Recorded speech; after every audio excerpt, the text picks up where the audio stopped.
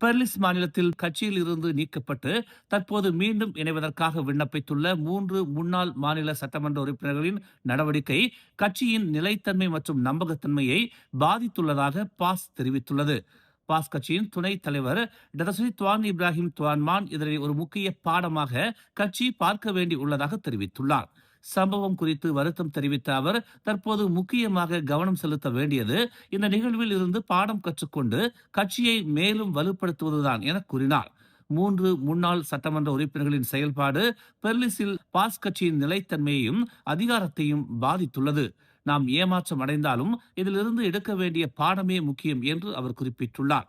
மீண்டும் கட்சியில் இணைய விண்ணப்பித்துள்ள 3 பேரின் விண்ணப்பங்கள் கட்சியின் வழக்கமான நடைமுறைகளின் அடிப்படையில் பரிசீலிக்கப்படும் என்றும் அவசரமாக முடிவெடுக்கப்படக்கூடாது என்றும் அவர் குறிப்பிட்டார்.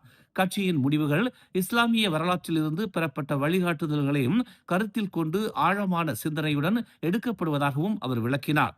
பாஸ் ஒரு திறந்த கட்சி என்றும் புதிய விண்ணப்பதாரர்கள் முன்பு நீக்கப்பட்டவர்கள் அல்லது உறுப்பினர் நிலை காலாவதி ஆனவர்கள் என யாரையும் கட்சி தடை செய்யவில்லை என்றும் அவர் கூறினார். மேலும் பாஸின் கொள்கைகளுக்கும் நிலைத்தன்மைக்கும் மக்களின் நம்பிக்கை தொடர்வதாகவும் அவர் சுட்டிக்காட்டினார். ஒவ்வொரு மாதமும் 2000க்கும் மேற்பட்ட புதிய உறுப்பினர் விண்ணப்பங்கள் கிடைப்பதாகவும் அதில் முஸ்லிம் அல்லாத ஆதரவாளர் பிரிவு விண்ணப்பங்களும் உள்ளதாகவும் அவர் கூறினார்.